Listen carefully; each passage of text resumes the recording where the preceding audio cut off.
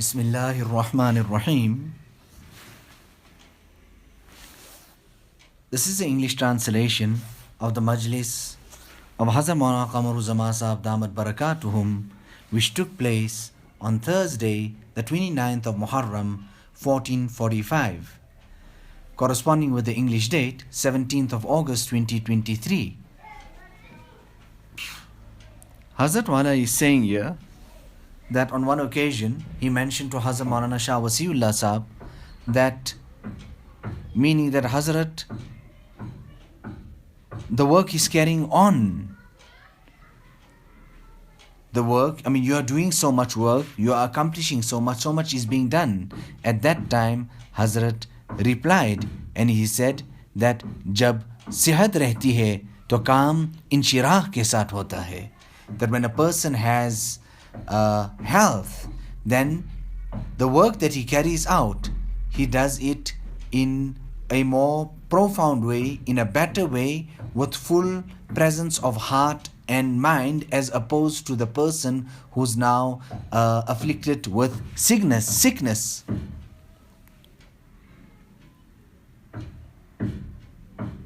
So I was actually trying to say to Hazrat, what does bimari and all that you're doing work? But he made islah of that sentence of mine saying, jab sehat rehti hai, that when you have health, then the work you do is done with much more concentration, perfection, open-heartedness and open-mindedness, etc. Anyway, Hazrat Wala, referring to himself, now says, bimari mein bhi kaam ho raha hai. To a certain extent, in the sickness of mind, some type of work is carried out.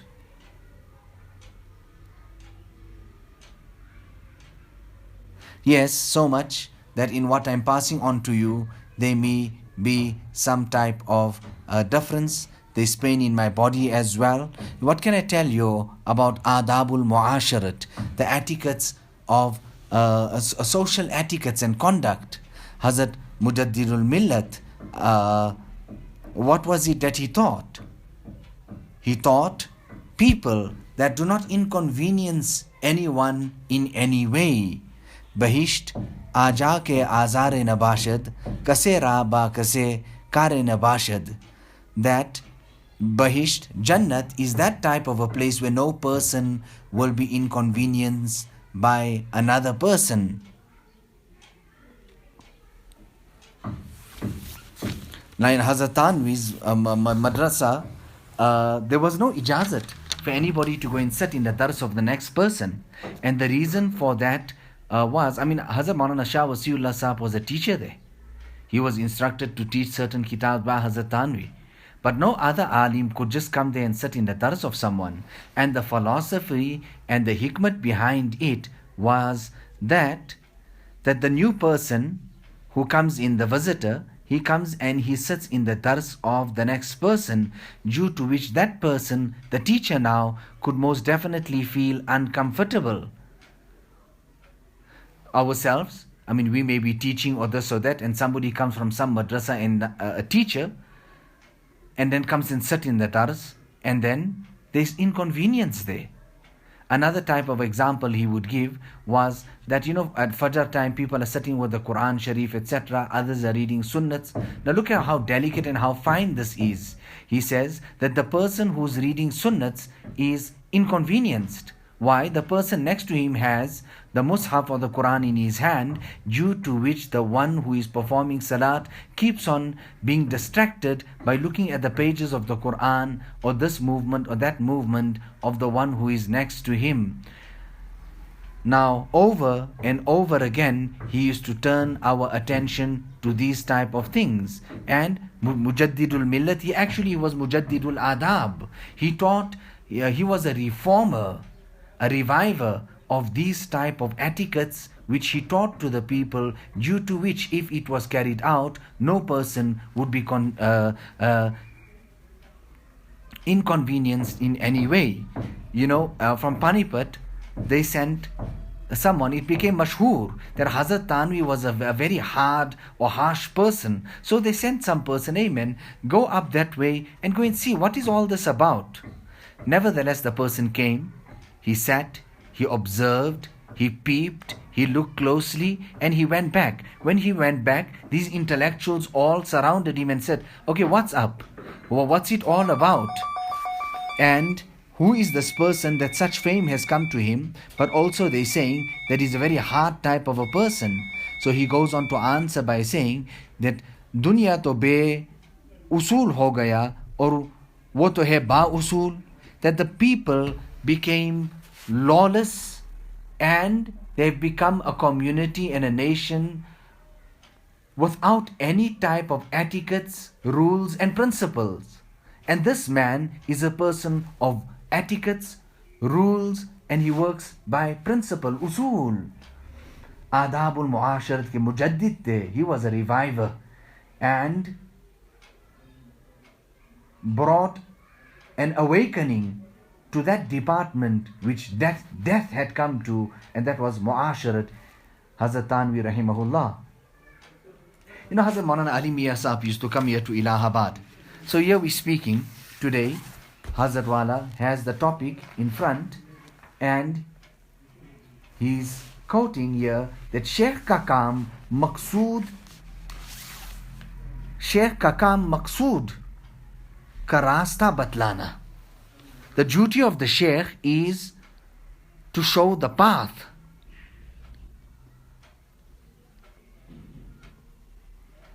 The Sheikh's duty is to show the path of the goal, the path of the destination where a person should actually reach. To show that path, that is the duty of the Sheikh. So, Jami arz karta hai, the compiler, Hazrat Khaja Azizul Hasan rahimahullah reports. Now just on that point, Hazrat Wala there is mentioning Maulana Ali Mia used to come here to Allahabad. When he used to reach 7 lines, where all the courts are, very important, famous place there, and somehow or the other he would lose the way. Sometimes we would actually have to send some person or leave a person there who would then direct and bring them here. So one is ek to ira'atut tariq, to show the path, and that is the job and the duty of the Sheikh. And the other one is isal ilal matlub, to get that person.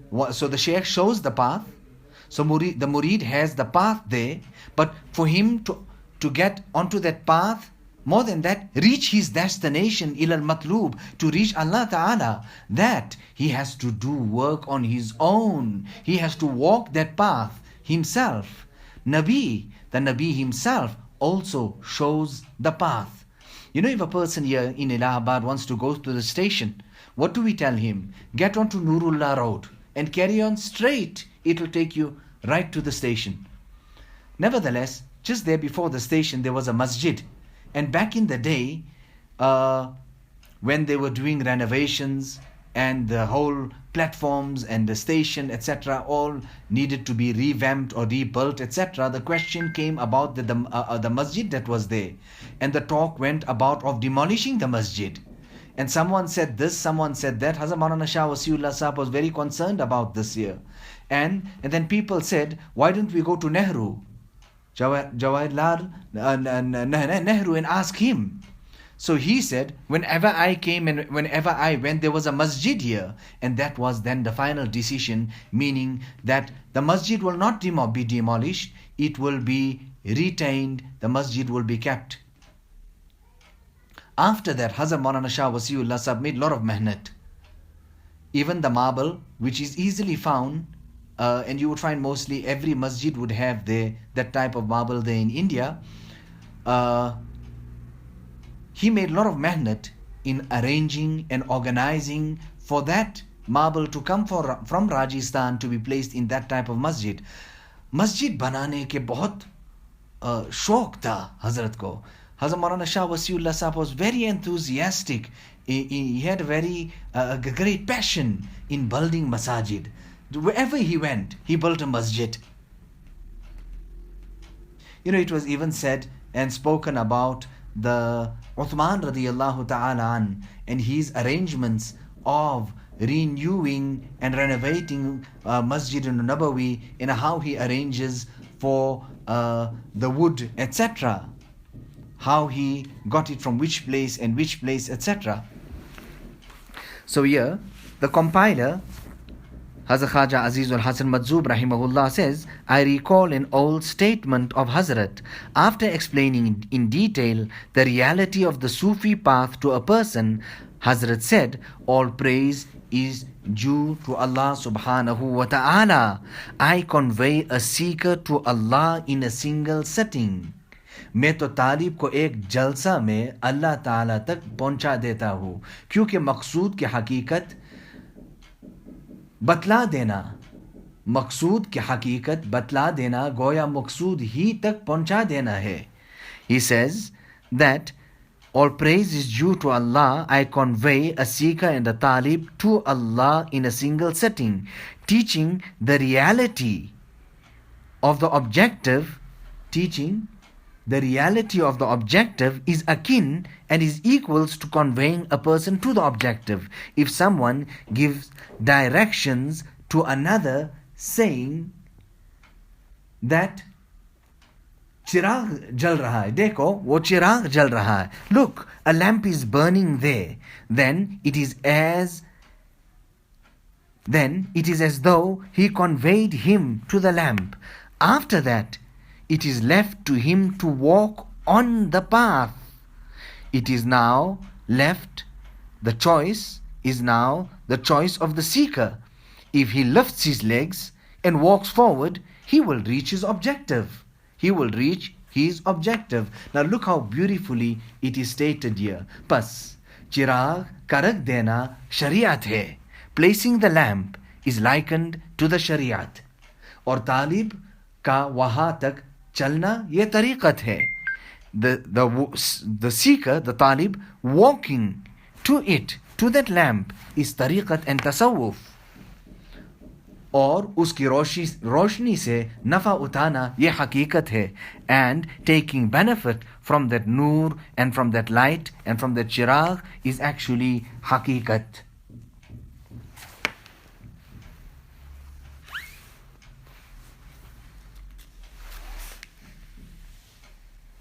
So the salik, why is the salik called the salik? Because he walks the path. Some people walk and then they get stuck somewhere, and that is called wukuf. That person is waqif. He's stopped now. Nabi sallallahu alaihi wasallam himself also demonstrated physical demonstration by illustrating, taking and making lines like this and like that, showing that this is sirat mustaqim, this will take you to the straight path, and the other paths are the path of shaitan, which will take you astray. Now tell me, is this only for the teacher of Mishkat Sharif? No, it is for you people as well. The maqsood, the objective, the goal, our destination is Allah subhanahu wa ta'ala. Tariq, Nabi. The path is that of Nabi sallallahu alayhi wasallam's path and the path that he had shown us. So the darja of the Nabi is that of tariq. The objective is Allah subhanahu wa ta'ala. Now, Hazrat Wala is saying then, koi sheikh iske khilaf to nahi batla sakta. Now no person now can say against this. Asan hai ki nahi? Is this not easy? Is this not made so simple and clear? Mushkil kar rakha. Now what to do and how to do? People have made all these simple things so difficult. You know, reading from this kitab here, this Dasturu Salikin, a very prominent person comes and he says, Ab koi kitab ki zarurat nahi. Aapne likh diya that there is no need for any kitab. You have written to such a great extent. Many people don't even reach that chirag and that lamp. Many people reach the lamp. However, they do not take benefit. So one is suluk, walking the path. One is wukuf, where a person stops. Then you even have ruju, leave alone stopping. He goes into reverse gear, and even the little he achieved, he goes backwards to where he started off, rather even worse than that. He takes and starts going into reverse gear. So suluk, one who walks the path. Wukuf, he gets stuck somewhere in the path. Ruju, he then starts going backwards in reverse. And then tell me, whatever somebody else's understands something else, to what hai to bewukuf. Hazrat then says that, and people smile and laugh a bit there. But he would say, Hazrat Maulana Shah Wasiullah Sahab used to explain all of these things and all these terminologies, just like that how I told it to you.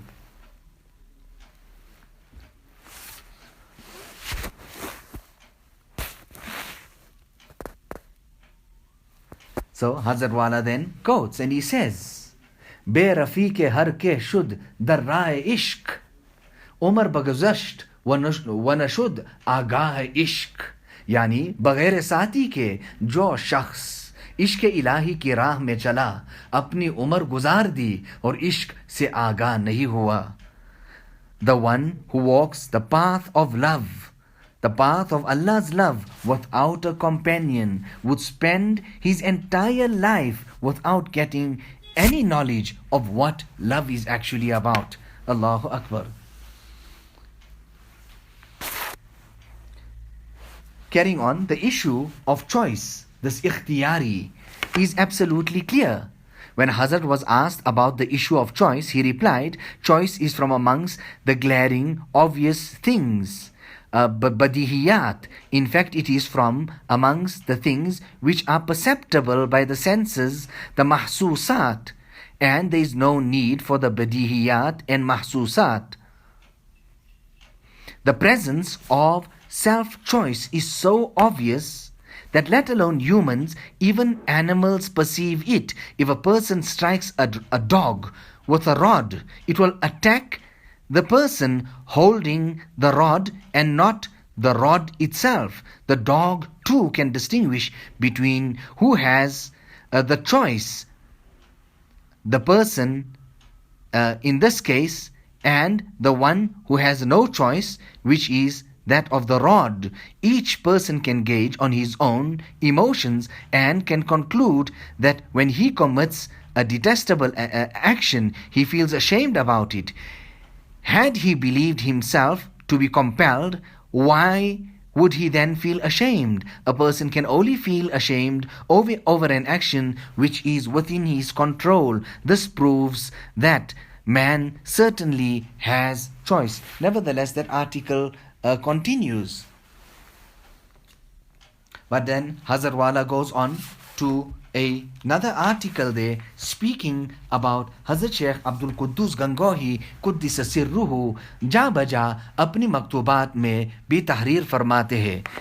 Sheikh Abdul Quddus Gangohi time and again writes in his maktubat, Kar kun kar baguzar az gufdar ka andari ra kar bayad kar. Allahu Akbar. काम करो काम महज काम करो काम महज बात करना छोड़ दो, क्योंकि इस रास्ते में काम की जरूरत है. काम करने से काम चलता है. नरी तमन्नाओं या नरी दुआओं से कुछ नहीं होता.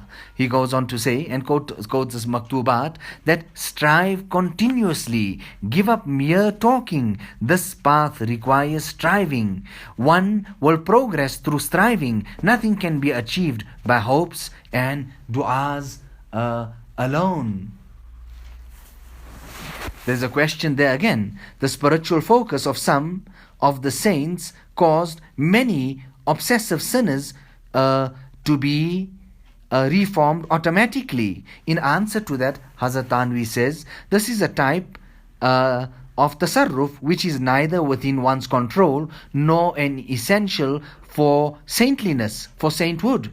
For the Buzrugs, many saints have no tasarruf whatsoever. Furthermore, the effects of tasarruf are by and large temporary. On the other hand, the effect which is acquired through courage and good actions is long lasting. Now the effect of the focus and the tawajjuh of a saint is similar to a person sitting near an oven. As long as he remains sitting there, his entire body will become warm. The moment he moves his body away, his body will turn cold.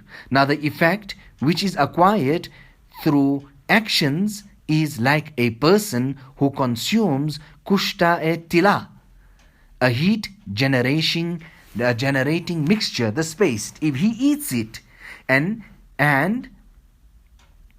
so it is like a person who consumes this mixture and creates intense heat within himself. So even if he goes to the Shimla mountains where it is ice cold, the heat that is in his body will remain in his body. That will not deteriorate. So the real benefit is the one which remains. The point I'm making is that it is wishful thinking to rely on dua and spiritual focus of a sheikh while not doing anything for one's rectification.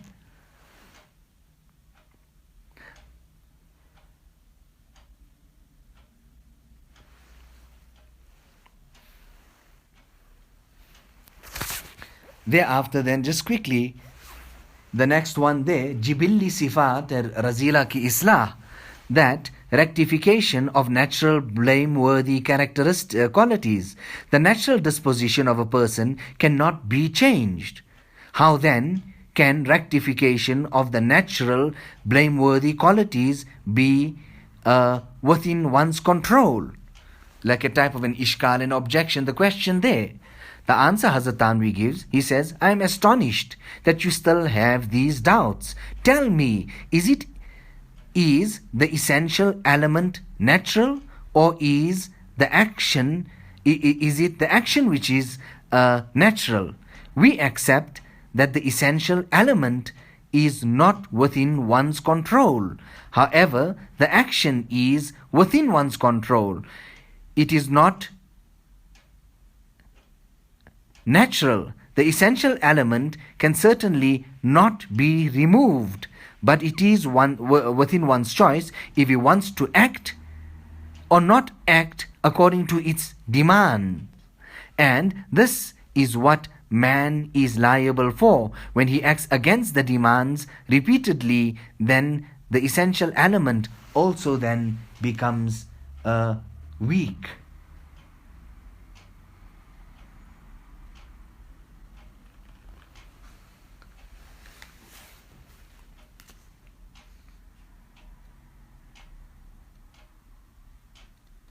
So amazing here, the discussion here today.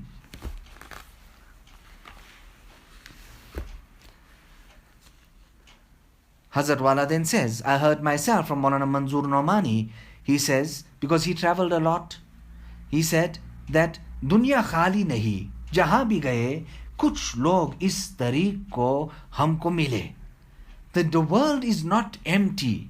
Wherever I went, I found some people of this path, walking this path to Allah subhanahu wa ta'ala. You know, what can I tell you about my health? Today I didn't even have the courage of sitting up. And I was thinking to myself that today there will be no majlis. But it was because of you people's blessings that I sat up, and it's your barakat, you people came or whatever, and I gave majlis today. You people make dua for sihat and health. Allah Ta'ala give us all health.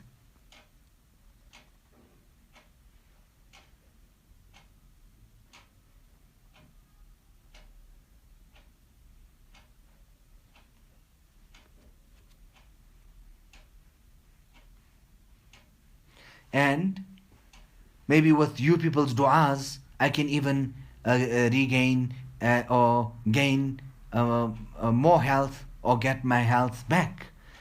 We make du'a to Allah subhanahu wa ta'ala that He blesses us with the station of rida and khushnudi, that whatever comes from His side, we are happy with that. And that Allah subhanahu wa ta'ala unite us with Rafiq Salihin, with our saintly and pious friends in Jannah. ربنا تقبل منا إنك أنت السميع العليم وتب علينا إنك أنت التواب الرحيم بحرمة سيد النبي الكريم صلى الله عليه وسلم.